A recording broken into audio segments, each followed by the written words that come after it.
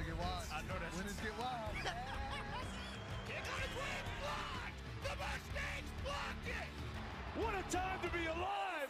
Snap, hold, kick on its way. It's a 56-yard field goal to send Clemson to the playoffs! It's time to dance.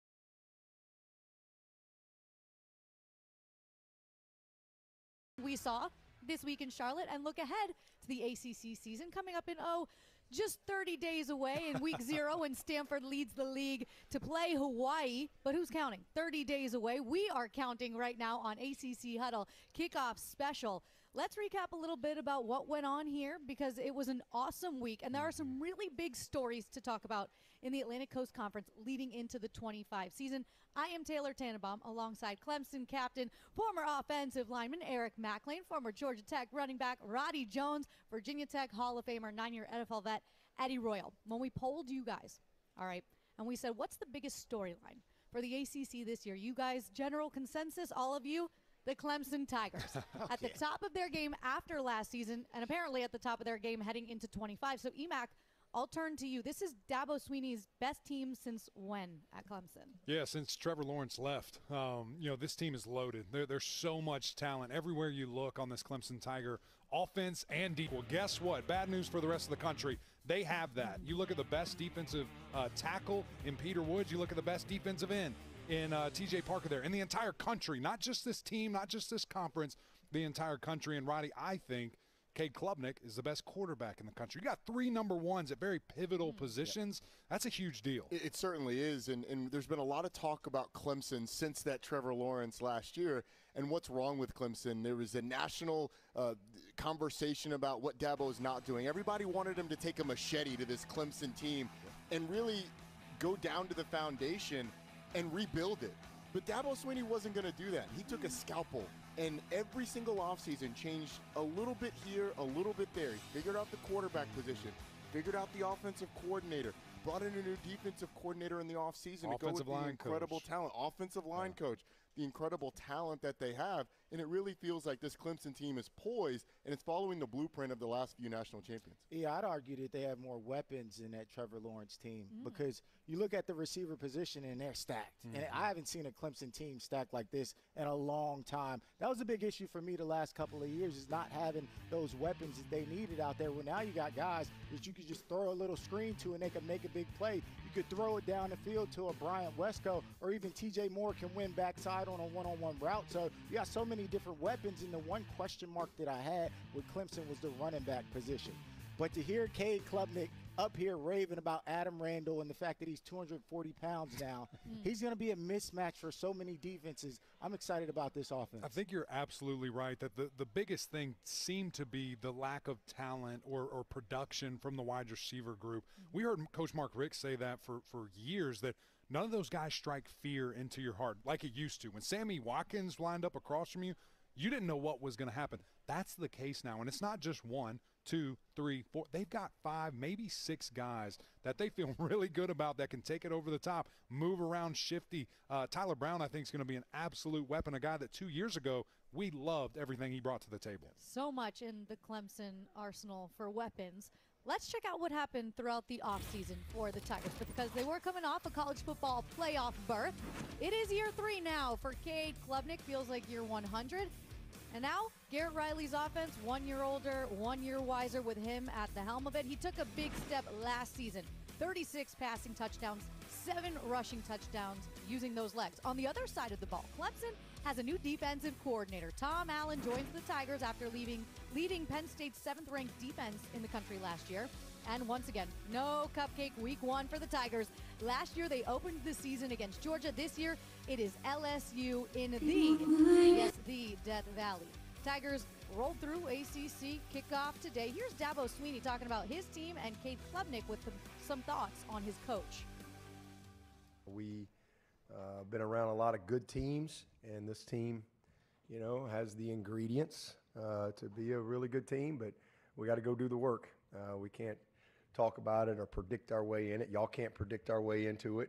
We've got to go do it and do the work. To have a coach like Coach Swinney to lean on through everything, through the ups and the downs, has been unbelievable. And to have somebody that believes in me, you know, after my sophomore year when everybody kind of told me I sucked and wasn't very good, and a lot of people wanted me out of Clemson. And Coach Swinney pulled me into his office and told me, Cade, I believe in you, and let's go to work. And for somebody that I look up to and believe in, telling me that,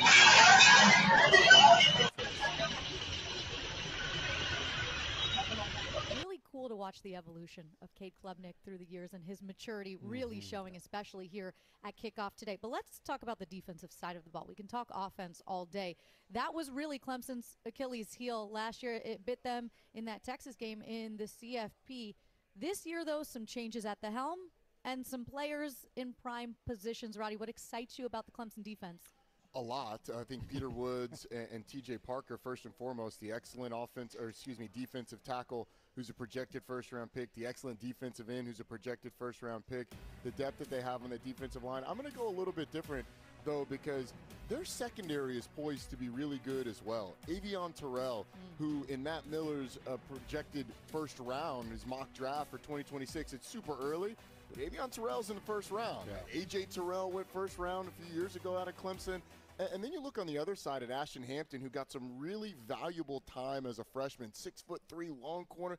They got 2 corners that are really, really good. They're good at all 3 levels. That defensive line's going to take a lot of the oxygen, and for good reason, because they're excellent, but they really got talent at all 3 levels. And also the linebacker position is the one that I'm really excited about. You throw in a Wade Woodaz, you can move around everywhere. He's even played back at safety, so you know that he's a rangy defender, but also Sammy Brown. I mean, this guy was a true freshman last year, had 80 tackles and 5 sacks. I mean, you don't expect that from a true freshman to come in and have that impact. So the fact that he's going to be a little bit more advanced going into this year, and then you throw in Tom Allen. You throw in this new scheme that you got the players now. Now you throw in this scheme that's going to confuse people. We saw what it did last year in the playoff to SMU. So now you have this talent and a great scheme. This is going to be a really good defense. It's going to be fun to watch. And we've referenced all the stars, and there's a lot of them, and maybe a couple that we haven't brought up. But when I look at that defensive line, and you talk about the depth, and you talk about the potential other star players there, Dabo Swinney went to the transfer portal, okay? The first time. Breaking news. Look out. And he went and got a 6'6", 275-pound defensive end from Purdue in Will Held. Guess what? He's not going to get slid to. He's going to get one-on-one matchups because of TJ Parker. Can you take advantage of that? Can you use your length and your weapons? Same as DeMonte Capar and others that rotate in. TJ and Peter are going to get a bulk of the double teams and sliding too. How can you take advantage of that if your other guys really step up and help your team? Yeah, Clemson, the unquestioned favorite to win the ACC. They did it last year, 8 of the last 10 years, so maybe that's the least surprising thing to come out of ACC Kickoff this week. And in case you guys haven't heard, Bill Belichick is in the Atlantic Coast Conference now. No way. Breaking news. He is the new head coach for the North Carolina Tar Heels.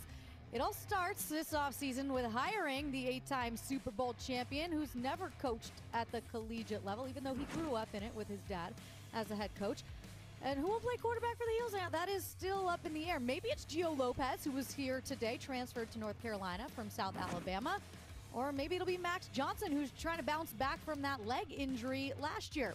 It all gets started, though, for the Heels on Labor Day night when TCU comes to Kenan Stadium for what will be an intriguing matchup, week 1 of the college football season. Coach Belichick making the rounds today. He talked about what makes a Carolina football player. A Carolina player is a player who wants to be a good football player, who wants to work hard, who wants to make a commitment towards improving on a regular basis, both training and team execution on the field. And so when we get those players You know, we see a lot of improvement, a lot of development. Players that want to come in, work hard, be good players, learn and compete. Competition is what makes us all better. Again, the best competition for me, I learned the most from, you know, going against, you know, great offensive coaches like, you know, Andy Reid and Kyle Shanahan, Mike Shanahan, you know, Joe Gibbs, and all those guys that I competed against. That's what made me great as a coach. Coach Belichick looking good in that Carolina blue. All right, Eddie Royal, if I pose this question to you, this season I expect UNC to blank, how would you answer it? Compete.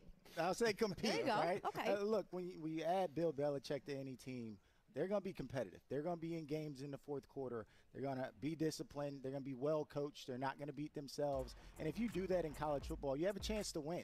It's almost going to be similar to what we saw with Boston College last year. You don't have to have the best players out there to win games. So they're going to be in a ton of close games, and they're going to be really good at situational football. So if North Carolina can put together a couple big plays, they're going to be able to beat anybody. They certainly will. This is a league that makes for close games. Over half the conference games last year decided by one score or less. And that's where coaching matters. And who's the master of situational football? It's Bill Belichick. And that staff that he has is rife with NFL experience. Freddie Kitchens, former head coach in the NFL, is the offensive coordinator. You've obviously got the experience of Steve Belichick, Bill Belichick's son, who was a defensive coordinator at Washington last year, but a plethora of experience in the NFL as well. And then they've got a schedule that's pretty friendly, EMAC. So even if it doesn't go well early on against TCU, you got a couple weeks to get going. We'll see what UCF is. But there's a potential that if this team can win on the margins, they could have a really good year. 70 new players. That's a lot. It's a lot. We sat here and asked him earlier today and just, you know, kind of reference, what is that like? When have you ever had turnover anywhere close to that? And he said, listen, in the NFL, you flip about half your team each and every year. So he has experience doing this. He knows what to look for. He knows how to evaluate and what are some of the measurables that help him get players ready faster.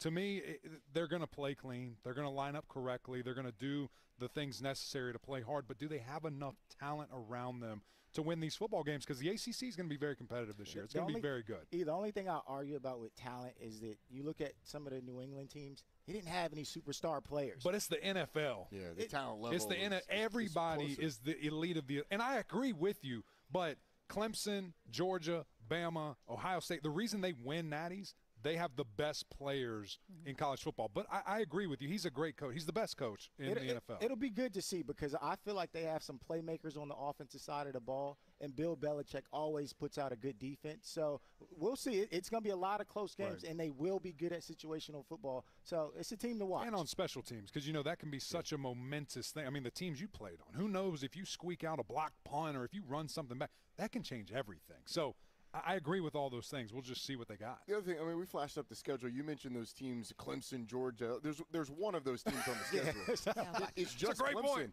The rest of them look a lot like UNC on a year in, year out basis. So, look, college football is a talent acquisition sport at the top. Correct. But in the middle now, as the NIL and transfer portal has dispersed the talent, it's being much more won on the margins, turnover margins, special teams, situational football. Look at what Duke did last year, 6-1 in one-score games. Look at what Virginia Tech's been, 1-12 since Brent Pryde's been there. That's the difference because you play so many one-score games. At the end of the day, everybody's going to want to watch. Everybody will be tuned in. That Monday night game is going to be insane. We'll be locked in. Come on. That's for sure. And as for that schedule that we threw up on the screen, third easiest in the ACC, sixth easiest of all the Power 4 conference teams. So if North Carolina can capitalize, we'll see what Bill Belichick can do in Chapel Hill. Clearly, the Heels went portaling because they have 70-plus new players. So did the Miami Hurricanes once again for a quarterback. One of the most coveted in the portal was Carson Beck coming down from Georgia. Gone are the days of Cam Ward, who's now beginning training camp with the Tennessee Titans. But he has set the expectation at Miami. Threw for over 4,000 yards last season, 39 touchdowns, which was the most in the country. As for Beck, while it wasn't always perfect last year in Athens, he did play well despite suffering an injury late in the season, and he did help lead the Bulldogs into the college football playoff. Here's Carson Beck this week talking about why he chose Miami. I think the biggest thing for me, obviously, was the offensive fit. As a quarterback, the OC, the scheme, the talent and guys that you're going to have around you is huge to the success and ultimately the future, of a quarterback, but of me, right? And this is my future, and I think that this decision is one of the better decisions I've made. Carson Beck, no doubt the headline of Miami's offseason, taking his talents to quote-unquote South Beach. He's Georgia's all-time leader with a 68% completion percentage over his career there in Athens. On the other side of the ball, Canes' pass rush is stacked with Ruben Bain Jr. and Akeem Mesidor, who combined for 9 sacks, 14.5 tackles for loss last season. They're being led by a new defensive coordinator in Corey Heatherman, and their season opener reignites an historic rivalry against Notre Dame. The schools have combined for 13 national titles. Their last meeting was arguably Miami's best game in the last 15 years, a 41-8 beatdown of the third-ranked Irish. But we are talking about 2025. Yeah, our coach, Mark Richt, was at the helm of the Canes at that point. So when you're looking at this Miami Hurricanes team now, insert Carson Beck on offense. What do you anticipate it's going to look like? Yeah, I think that's clearly a point of emphasis and a big interest point. But for me, if the Miami Hurricanes are going to dominate the way that I think they can, it's those lines of scrimmage. And that's exactly how Coach Mario Cristobal has built this team. You look at his recruiting classes, which have been the best in the ACC over a 3-year span. 4 and 5 stars all across both of those lines of scrimmage. This offensive line has a chance to be one of the best in the country. This defensive line has a lot of talent that could, if they play the way they're supposed to, the reason why they were brought to Miami, I think they have a shot to do that as well. So when you get in those big games, you put yourself in game-winning situations. Look at Maui Noah sprint down. That's when he's a true freshman. Look at this guy. Just take a second and see this massive man. Is that Virginia Tech they're doing that too? Business decision. Sorry, Eddie. Close your eyes for just a second. But that's how good they are, okay? And that's a differentiator when you get into these big-time games, that if you can do that, stop the run, run the ball, you can win a lot of football games. 2 excellent running backs, and Mark Fletcher and Jordan Lyle coming back as well. The thing that I'm most looking forward to seeing is improvement defensively from this Miami team. You mentioned Corey Heatherman coming over from Minnesota, where they've played excellent defense for a number of years. He has to clean up the pre-snap communication for Miami. There's no team in the ACC that struggled more getting lined up after a shift or a motion than Miami last year, which led to big plays too consistently. Now, Ruben Bain and Akeem Mesidor are going to wreak havoc on the edge, but that secondary is where they need a ton of improvement. They've retooled it. They've restructured it. The defense is really where I see the most improvement. So the offense doesn't have to be the #1 offense in the country like it was under Cam Ward. It's going to be really good.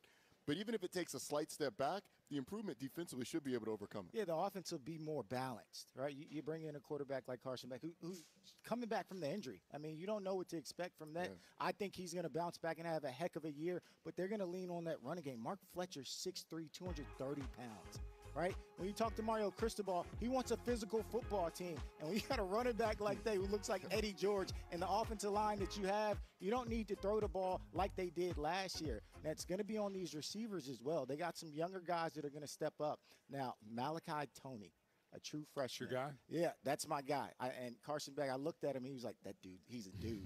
And when your quarterback says that about a true freshman, watch out for him. He's a name to watch. They're missing their 6 best receivers from a year ago, pass catchers, tight end in there as well. There's some opportunity there, Eddie, that I think guys will step up. It'll be interesting if the freshman's the guy. Elijah Lofton, the tight end. Freaky, right? A big-time piece that they're going to be able to move around. And those lines of scrimmage are going to be tested week 1 against Notre Dame. Yes. That's one of the best offensive lines in the country they're going to face with the Irish. And I know Notre Dame's losing a lot defensively, but you know they come with stars and come highly regarded on the defensive side of the football. But these are the kind of games Miami needs to be playing in on a national stage. Year 4 for Mario Cristobal at the helm of his alma mater, coming off a 10-win season. Can the Canes go back-to-back and this time maybe punch a ticket to the college football playoff? The Florida State Seminoles, a little bit further north in the state of Florida, they're coming off a disappointing season. They made the rounds here on Wednesday at ACC Kickoff. Mike Norvell, he did not mince words, guys. He brought the energy and fire in his press conference. We'll discuss what's next for the Noles here on your ACC Huddle Kickoff Special.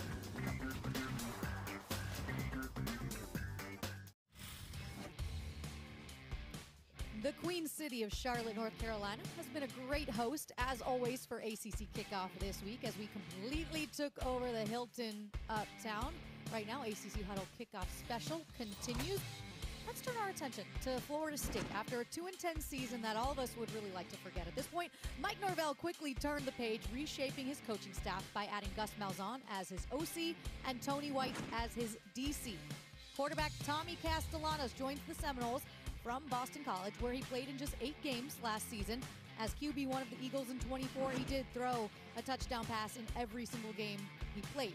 Florida State, big season opener out the gate. August 30th, they go toe-to-toe with Alabama in Tallahassee for the first time in program history. And that game will mark the first played in the newly renovated Doak Campbell Stadium. Here's Florida State head coach Mike Norvell this week, talking about his expectations and making them pretty clear. I don't want a team full of sidekicks. Right? I want guys that are willing to grasp it, to hold it, to push it, to step forward, and to go be it. Right? And that's what's needed. And that's what I believe that I'm seeing within this football team. That's what once again, we start fall camp next Wednesday. Right? And I want them to be pissed off to go be their best every single day. Right? It's not about last year. It's not about anything that they've done up to this point in their career. It's about this season with each day and every step that's in front of us to go put it on display for what you want to be. Don't talk about it. Let's go do it. Ready to run through a wall after that big speech. Ton of big matchups to start the season for the Atlantic Coast Conference. Georgia Tech taking on Colorado Friday night in Boulder. Saturday, busy day. Syracuse takes on Tennessee. Florida State, Alabama. Clemson, LSU.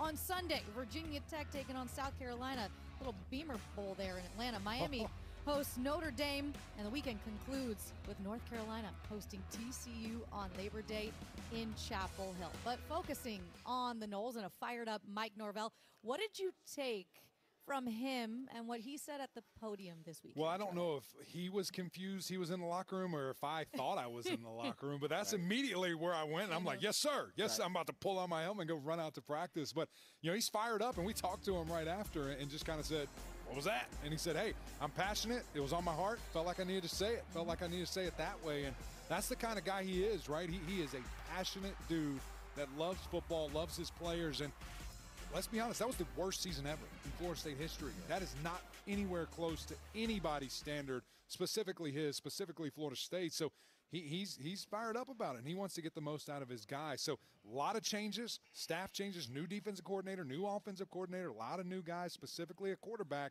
There's some momentum to be taken there, especially playing a team like Alabama week 1. Yeah, I believe it was his frustration. I mean, it was a long year, right? The year before they had so much success, and then coming into last year, you're expecting to keep that rolling. And the fact that you have a season like that, it really can affect the culture of the locker room, right? He worked so hard to build what he built at Florida State, get them back into national prominence, and now last year wasn't good enough. And he's trying to let everybody know that this is the standard that we're at, that come camp time, we're ready to roll. So that was a mini camp speech, but these guys in the locker room understand that. Thomas Castellanos, I know he caught some slack for what he said against Alabama. I love it. I love the confidence that he has. Yep. I love that he's letting his guys know that we're not backing down from anybody. You got to remember, it's Florida State. They've won national championships, and Coach Norvell's letting everybody know that. Tommy Castellanos is letting everybody know that. Now it's time to roll. We know a lot about Thomas Castellanos in this league from his time at Boston College. Eddie, how do you think he fits in with the Gus Malzahn scheme offensively in Tallahassee? It's a perfect fit, and he started at UCF with Coach Gus Malzahn, and then he left to go to BC, and in that Jeff Hafley scheme, he was a little bit of a better fit than the Bill O'Brien scheme, and we saw some of the struggles, but I feel like he learned in that Bill O'Brien scheme how to be more of a pocket passer, how to stay in that pocket a little bit more and deliver the ball on time, and now you go back to the Gus Malzahn where you can move around a little bit more. You mix those two together, you get a really good quarterback. He went through the highs and lows of last year, learning mentally how to be a guy, how to be the guy when things are good and when things are bad. And now he takes that leadership into a locker room that's desperate for it, and he can really turn that thing around. I love this combination. I really do. You have, quite frankly, one of the best, if not the best, innovators in college football recently offensively, with Gus Malzahn being the new offensive coordinator. He is going to dial it up. He's going to use his strengths, not try to put him in a box, not try to fit our system. What do you do, Tommy? What do you like? Let's do that at a very high clip. They're also going to run the ball extremely effectively. I love the running back group that they have, but also using Tommy and using his legs to propel this offense. We know that mobile quarterbacks give everybody fits. That will be a huge piece week 1 against Alabama. He also said he's never had a guy like Deuce Robinson before. His receiver. Yes, Yeah. the receiver, the 6'6" receiver transfer from USC that you could just throw the ball up to and he can go make a play. Kind of similar to what they had with Johnny Wilson a couple years ago. I'm not saying this is a direct comparison. I'm not saying this is what it's going to look like. But when I think about Tommy and a Gus Malzahn offense, I think about those Auburn days with Nick Marshall, Yes. Rhett Lashley, and that offense there on the Plains. And we'll see what they can do in Tallahassee. Florida State's trying to get back. SMU, meanwhile, this upcoming season, trying to stay exactly where they were last year, maybe getting even a little bit better, undefeated in league play. First year in the ACC, making it all the way to the CFP. This offseason, no question, at QB1, it's Kevin Jennings' job. He's coming off a season where he threw for over 3,200 yards, 23 touchdowns, had the best passing efficiency rating in ACC play. And he literally has some big weapons to work with, tight ends R.J. Maryland and Matthew Hibner. Maryland went down midway through the season with an injury last year, so it'll be nice to have him back. And circle these dates, if you will. Clemson, October 18th. Miami, November 1st in Dallas, a place where Rhett Lashley once coached. Why do you believe, if you do, which I think both of you do, that SMU can replicate its success from last season? Yeah, KJ. That guy at quarterback's pretty good, and Kevin Jennings is only going to get better, right? I mean, we saw the jump that Cade Klubnik did from year 1 to year 2 as a starter. It's hard to replicate that, obviously, the amount of talent that Cade has around him. But, you know, why not, KJ? Why can't he do that? You know, I think he really needs to limit the turnovers. Obviously, a huge piece of the puzzle, especially in those last 2 games against Clemson, against Penn State. But he's a great football player, and when he can create, when he can get off schedule and make things happen, he's a dynamic quarterback, as dynamic as it absolutely gets. So there's a couple of pieces missing from a year ago that young guys are going to have to step up, or a collection of guys are going to have to stand up. But you mentioned those 2 tight ends. I mean, maybe the best group in the country when healthy. R.J. Maryland, very similar to what you just said about Deuce at Florida State. Move them around. You're going to have, if you're a defensive coordinator, you better know where R.J. Maryland is, because he's an absolute weapon, going to be a big piece of this offense. But also the experience that they got last year in the CFP, right? You didn't win the game, but you got that experience going on the road, going in a hostile environment, and being able to accept that pressure. You know, they didn't win the game, but that experience is everything that they needed. Yeah, and now KJ's worked his butt off. He's added, 10, 15 pounds. He looks a little bit different, a little bit more mature, and he's understanding what it takes to be a quarterback throughout the entire season. And now, also, Rhett Lashley got that experience, right? One of the best play callers in the country already, had that playoff experience. This is going to be a really good team. Yeah, this is a top 25 defense in Dallas year in and year out. They got year 2 with Kevin Jennings at quarterback. We'll see what SMU can do in year 2 in the ACC. All right, the ACC is dubbing itself once again the Conference of Quarterbacks, and the new signal caller down there at Miami, Carson Beck, he learned this week he's similar to our friend, Coach Mark Richt. You were at Georgia, went to Miami. I was at Georgia, went to Miami. But the only difference is you got paid more than I did. I don't know about that. No, I think that if you go year by year, I think you got me by about $1 million.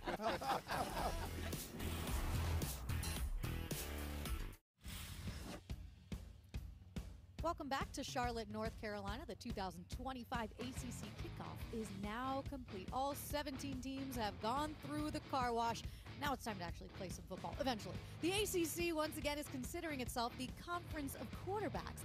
That includes that dude down in the Gables. Carson Beck is now in Coral Gables as the Miami quarterback after 2 productive seasons at Georgia. This is a big game ball player for Mario Cristobal. It's a huge move for Miami. He's got a chance to lead this team to the ACC championship game. There are a handful of new quarterbacks around the league this season, including Carson Beck, of course, who comes to Miami from Georgia, Miller Moss at Louisville from USC, and Darian Mensah to Duke via Tulane, and a couple of other names on that list we will get to. We've talked a little bit already about Carson Beck, about Tommy Castellanos. Let's start with Darian Mensah, shall we? At Duke, who, maybe this is a little bit of a tease, might be a sleeper team for some people on this desk. We'll see. Tom Luganville joining us now. Darian Mensah is a guy, when we talked to him here in Charlotte, was really great, and I Yeah. got wonderful vibes from him taking over that QB position at Duke. I'll start with you, Tom, since you're just joining us. How does he make this Duke offense better this year? By adding mobility, athleticism, and the ability to get out of trouble. I think that's the one thing Jonathan Brewer, the offensive coordinator for Duke a year ago, was really lacking, is they could not create plays with the quarterback position. It was strictly the passing game. Now I think you're going to be able to incorporate his legs in the run game, and then if you have a potential negative play, you've got somebody that can get you out of trouble, avoid negative play situations, and be smart with the football. And he's got a large enough sample size for that coaching staff to turn on the tape and say, that's what we need. Correct. He gives us what a Kevin Jennings gives SMU. Right. And that's exactly what he said. I mean, he sat right here, and we kind of asked him, for those that don't know, because we all watch his tape, right? Yeah. And we've seen what his abilities are. Give us a preview of your game. What do you bring to the table here? And he said, when I am off script, when I'm off schedule, I can be special. And that's the things that I bring to this team. And I think that exactly what you said, they did not have that last year. If something broke down, it was over. The play was done. And so when you have a quarterback like that, not only does it bring creativity and excitement to your offense and the things you can do, it's also, Eddie, a big headache for the defense opposed from you, because now they always have to worry about you, the quarterback, as a runner, but he's going to escape with his eyes downfield and get those guys going. Yeah, that's the good thing, is that he can play on schedule as well. Like some of these guys that are mobile, they miss the open receiver. Yeah. You got free access throwing, they're missing it. He's not a guy like that. He moves, and he's still looking downfield trying to make plays with his arm. And that's what I love about him. And the fact that offensive coordinators don't have to be perfect when you have a guy like that. He can get you out of trouble. He's going to excite this offense, but also the defense. That defense is already good, but when you got a guy like that that's electric, that you feel like you got a chance to score anytime, if he makes a mistake, the defense is going to have your back. Correct. They're going to play harder for him. How about in Louisville with Miller Moss? Look, another year for Jeff Brom at the helm, another new quarterback that he has to deal with. But he was really okay with that, and he's welcoming Miller Moss in. In that system that Jeff Brom and Brian Brom have, how does Miller fit?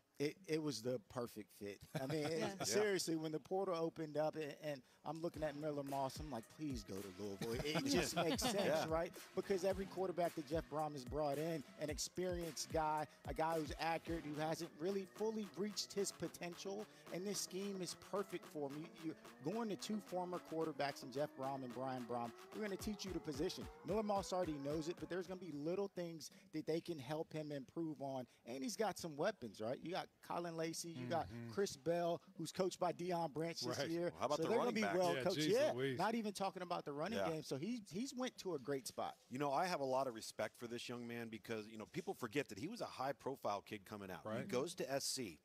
They bring in Caleb Williams from Oklahoma, and he doesn't transfer. He bides his time. He competes. He battles. He learns. He matures. He gets older. And then he has an opportunity to have a 6-touchdown performance audition against his current team, right? So now you've got Jeff Brom having seen it with his own eyes right in front of him. And he's like, you know, this guy's a fit for us. And you hit the nail on the head, Eddie. I think if you're a quarterback and you're in the transfer portal and you look at the proof in the pudding of the tutelage on behalf of Jeff Brom and the quarterbacks that he's coached, why would that not be like a top 2 or 3 destination for any quarterback worth their salt in the transfer portal? And that's the reputation that Jeff Brom has garnered. It's completely going to be moving forward, especially if this young man's able to do what we think he can. Yeah. Sitting here today, a year ago, no one in their right mind thought Tyler Shuck was going to be a second-round draft pick. They certainly didn't think he'd be potentially starting stayed healthy for the New Orleans Saints. But he did. He got better. Jeff Brom brought him in and squeezed that out of him. He got all the potential out. That's exactly what's going to happen here. I think the coaching that he's going to receive is going to be the best that he's ever had. It's going to help him take another step, plus those weapons that we just mentioned. When you have that run game as a quarterback to support you, and Jeff Brom sat here, and said, I kind of like the run now when I have these guys. He's a guy that wants to throw it, but when you have that, it's such a relaxer that I don't have to be perfect. I can play within the system and operate at a very high level. So many weapons on that Louisville offense. Just Now got to stay healthy. insert Just Miller gotta stay Moss. healthy. Exactly. How about some of the returning quarterbacks in this league? They deserve a little bit of love, too. The only place you can start is the one and only Cade Klubnik at Clemson. I think that I had a pretty good year last year, but I want to be elite. Kid has won his entire life. He's built for it.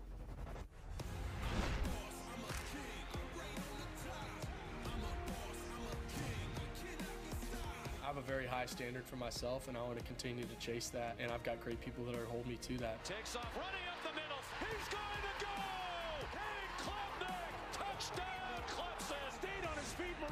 Mosley, an incredible catch and touchdown. What a time to be alive. This guy has a chance to be the best quarterback in the entire country. Cade Klubnik had one of the best seasons by a Clemson QB in school history in 24. Threw for 36 touchdowns, tied for the second most in any season in Clemson history. Also combined for over 4,000 yards passing and rushing. And he was crowned the MVP of that ACC championship game, which was so much fun. Led his team to the CFP. You saw an older, wiser, more mature Cade Klubnik this year, year 3 here at ACC Kickoff. What's the next level, EMAC, for Cade Klubnik, if there is one? Because we saw the best we've seen from him to this point last year. Right, and you think about, okay, what did he improve upon? Number one was pocket presence. I mean, that guy a year ago got happy feet, went out of his way too quickly, escaped a pocket that he didn't need to, ran into a sack or a worse play, fumble, something of that nature. This year, that wasn't the case. He was very calm. There was subtle adjustments. I think of that Pittsburgh game where he's getting blitzed. It's coming directly at him. He makes a subtle move, a subtle adjustment, delivers a strike for a touchdown. You see all throughout the year, he was able to do things like that, keeping his eyes downfield and throwing for big touchdowns. His deep ball accuracy was amazing, but that helps when you have great receivers around you. So what can he do better this year? I think it's blitz recognition quickly. I think it's coverage recognition, where to go to the ball a little bit quicker, a little more accurate. But he's there. I mean, you're talking about the best quarterback in the country. I think the biggest improvement I saw was decisiveness and anticipatory traits. I felt like he was a guy that was slightly hesitant early. He would hold on to the ball a little longer than he needed to, and now the game has slowed down for him. Now, let's not forget, he hasn't been without his criticism. If you guys remember 3 years ago against Georgia Tech on Labor Day night, and DJ Uyunglele is getting booed out of the building, and they put him in the game late, and the place erupts. Well, if you fast forward to that next year, he was hearing his fair share of boos. So he's had to work through some ups and downs, which to me reveals that he's got some mental toughness. He's got some competitive temperament traits. And a lot of times you don't know until that happens to you whether that is an innate trait inside of you. And I think that part of it and the decisiveness were the two areas that I thought I saw the most growth last year. Very true. And look, he doesn't need to do much because that defense is so good as well. But if he has the same year he had last year, easy first-round draft pick, right? And for me, the next step for him is last year we saw him with Antonio Williams a couple times give a hand signal. It was a touchdown pass. Well, Antonio was an experienced guy. Now some of those other guys who are younger guys are going to know those hand signals as well, and he's going to be able to change plays, recognize the coverage, and then be able to go to either side. Last year was just one side. I changed the play. I can only trust Antonio to understand what's going on so fast. That's going to be the next step for this offense. That's the next step for Cade. He's going to be picking apart this defense. Ownership of the offense, what they do in the NFL, maybe go to the line of scrimmage with a couple of plays and get me in the best situation, Cade. You see two high safeties, let's run the ball. You see a guy that's blitzing, let's throw that thing. I'm going right behind his head. If they can trust him enough, if he has earned that, which I think he has, to run the offense, that he knows, man, that can be special because he can see things right there that necessarily you can't from the sideline, which would be really fun. But you asked me what the NFL would be looking for from Cade. That's exactly it, right? When you go empty, teams want to pressure. You be able to recognize that, slide the protection the right way, and get that ball out hot at sometimes. Those are the little things that quarterbacks need to do, and I feel like he's capable of doing it. We hope to see the best out of Cade Klubnik early, week 1 against LSU in Clemson. I do want to touch on one quarterback. I already talked about Kevin Jennings at SMU. How about Haynes King at Georgia Tech? You guys, because I don't know that people talk Georgia Tech enough, and I don't know people talk about Haynes King enough. He has a real chance this season to show America exactly what he's all about if they haven't been paying attention, Eddie. Yeah, and it starts week 1 against Colorado, right? I mean, Coach Prime is going to bring the eyeballs, right? And so now this is an opportunity for Haynes King to take advantage of it, an opportunity for Georgia Tech to capitalize on the attention that's going to be brought to this game. But, I mean, Haynes King is one of the toughest quarterbacks that's been in the ACC for a couple of years. I mean, just even seeing him go out there and play against Georgia banged up, he knew that he couldn't throw the ball too far, but he was still out there for his guys. Like, that's exactly what Georgia Tech football is, right? I mean, him and Brent Key together, perfect combination. And I'm excited to see what he can do. He improved so much as a passer. Luke, it's hard to improve your completion percentage by 11%. And he did it. And he took care of the football. I believe he only threw 2 interceptions he all went year. From double-digit picks to single-digit picks. Exactly. And I mean, and that's huge. And listen, I don't know if there's a better marriage between coach, scheme, and player than Haynes King and offensive coordinator Buster Faulkner. Because what he is identified, Buster Faulkner that is where are the strengths, how do we maximize them? Where are the deficiencies, how do we minimize those? And with all of the shifts and the motions and the movement of the pocket, I mean, it's dizzying watching this offense pre-snap. And so now when you got a quarterback that can run, a quarterback that can throw, a quarterback that you can move the pocket with, and the defense always has to account for his legs, it just puts so much pressure on you. And, by the way, the wide receiver core is going to be better. Yeah. Those guys are bigger, faster, stronger, and I'm excited to see that. We keep hearing about this Rivers cat that has all this speed at the wide receiver position. You add that with Malik, a guy that's been there, done that, with this, knows this offense.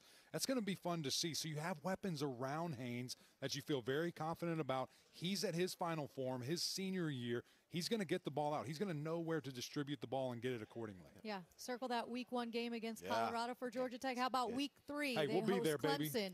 ACC Huddle will be in town. Much more still to come on this ACC Huddle Kickoff Special. It's the preseason, so obviously we have to make predictions. We'll hand out our preseason accolades. See what you did there. The break.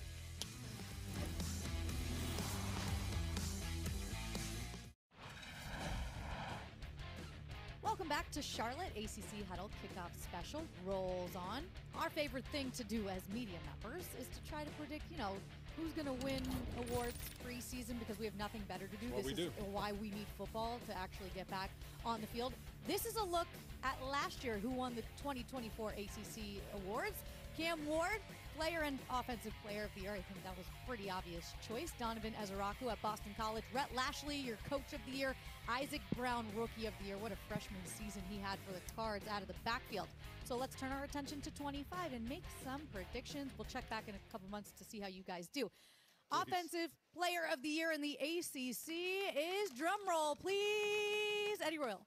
Cade Klubnik, right? I mean, it kind of like Cam Ward last year. We all kind of knew it, and we expect it to happen. He stays healthy. He's going to be the guy. This is the best offense I've seen Clemson have in a long time. It is. One of the best quarterbacks in Clemson history. He's going to be the guy. Might be the first thing we've agreed on all day, maybe. A lot of Clemson agreeing. A lot of Clemson today. agreement. All right, what about on the other side of the ball, your ACC Defensive Player of the Year? You guys have different thoughts. We do. I believe so. Finally. I know who you pick. I'm going with Kyle Lewis. I was really impressed with him when we were talking with him. The Pitt Panther there, just an absolute freak. Really versatile piece, great in coverage, great at blitzing the cornerback. He's a weapon. I think that guy's going to have a massive year. Triple-digit tackles on top of the sacks, on top of the tackles for loss, turnovers created. He's a war daddy, and I think this Pittsburgh defense is going to have a massive chip on their shoulder, especially the way that the team finished. They were a part of that. He's going to be ready to go, Eddie. Yeah, I like it. I actually do like that pick. And being around him, he looks the part. He looks like an NFL linebacker. But I got a guy of my own, and that guy is actually from Clemson again. Hey, it's going to be a good year for TJ Clemson. Parker, right? No, it's not. It's actually the linebacker, Sammy Brown. I love this guy. Look, I feel like he would have had 100 tackles last year, but there just weren't enough tackles to go around. And so this guy's a ball hawk. He's going to understand what's going on. He's got Tom Allen there to teach him the game a little bit more. Disguised blitzes. He had 5 sacks last year already. But with this defensive line and how good they are up front, he's going to be able to roam free and be able to make plays. And then that secondary, man, there's no weakness on this defense for Clemson. He's going to be that guy. And if 100 tackles are out there, he's going to get them. No, there's no question. Well, he'll be playing every snap. You know, he was taken out of a lot of situations. He was a freshman, kind of learning. He'll be in there to get that 100. Also, ACC award for some of the best hair. He's got that curly blonde hair. Be cool to kind of have that for sure. Would be, that unfortunately does not go to you. Okay, ACC newcomer of the year. He can't relate. Who are you leaning toward for that one? This can, by the way, be a freshman or someone who transferred. Yeah, thank you for saying that. Okay. I think I'm going Carson Beck, right? I mean, this guy is going to be the signal caller. High expectations for him coming in, right? And it's going to be interesting to see what does that Miami offense look like. But I think that he's going to get get it done, get the most out of what this team looks like. They're going to run the ball super effectively. A lot of new faces at the wide receiver, tight end position. But I think Carson Beck's going to be the Carson Beck from 2 years ago. The guy that was predicted to be a first-round draft pick, first overall pick going into the season. He gets back to that this year. I do like it. That's a really good pick, and I'm actually going to go with the quarterback as well. He's just from Louisville. I'm going to go with Miller Moss. Love that. Yeah, this guy, I mean, talking to him, he understands it. He's a guy that can lead a franchise just because of his mental makeup. And then you add in the fact that he's an accurate thrower of the football. He's got enough arm strength and enough mobility to keep plays alive, but also being in this scheme. That's the main thing. This scheme makes you a better player and a better quarterback, so I'm expecting big things from him. I do too. I have Miller Moss as mine. What? As well. Sorry. Man. Okay, Coach of the Year. Eddie, start with you because we have different opinions on this one, actually. You would have thought that I went to Clemson or something. Maybe I should have wore You're orange giving it today to or Dabo something. Swinney? Yes, I'm giving it to Dabo. I mean, If he goes undefeated, he still won't win this award. nah, come on. It's going to be Like that happens. Dabo. Look, when you got the best roster in the conference, he's won championships. Nobody questions what Dabo knows about ball. This is going to be Clemson's year, and Dabo's the guy. He's a legend already.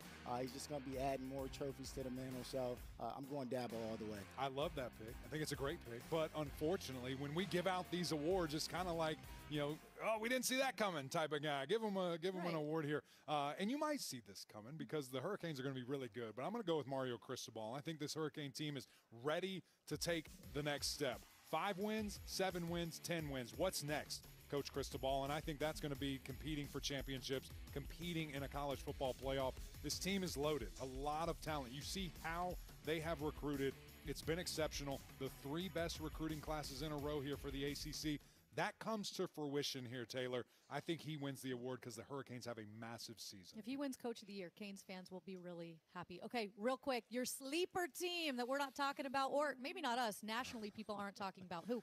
We've done TV for a lot today. I think I said Georgia Tech because that's who I really believe. That's who I'm going with. And it's not disrespectful. It's just from a national standpoint. We know what you got. Maybe everyone else doesn't. A lot of returning firepower here, Eddie. Yeah, I like the schedule, how it sets up for them as well, but I'm actually going with Duke. You add in a dynamic quarterback with that defense. Duke is going to be special this year. All right, I lean Georgia Tech on that one too, but I do like your Duke pick with Darian Mensah as well. All right, Clemson has been at the top of this league for the last decade. They've won 8 of the last 10 ACC championships, but who is Dabo Swinney, Kate Klubnik, and company's biggest threat this season? The boys weigh in next on your ACC Huddle Kickoff Special.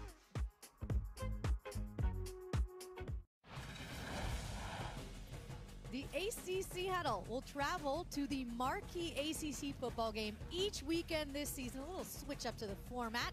The traveling studio show will air Saturdays from 10 a.m. to noon Eastern, and it'll be open to the public. So everybody come on out, stop by, hang out with us for those 2 hours in the morning. Our first 3 stops at Clemson as they host LSU. Second stop at Duke as they host Illinois, who's expected to be really good. And week 3, a little Clemson-Georgia Tech showdown in Atlanta.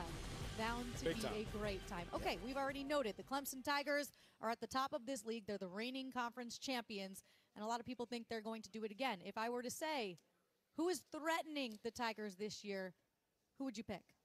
It's got to be Miami, right? You add the veteran quarterback to this amazing offensive line that they have. That defensive line is going to get after opposing core. Explosive, but I'm really trusting Carson Beck to be the guy and to put some pressure on the Clemson. Here's the deal. It's football. It's a crazy game. Any team can have their day, right? We saw Louisville beat Clemson handily last year, but it is Miami. Clemson and Miami have the talent. There's a gap in between there where those guys have recruited at a different level, but they're close. And I think, again, depending on Carson's play, what he's able to do and those lines of scrimmage, Miami can be a very dangerous team.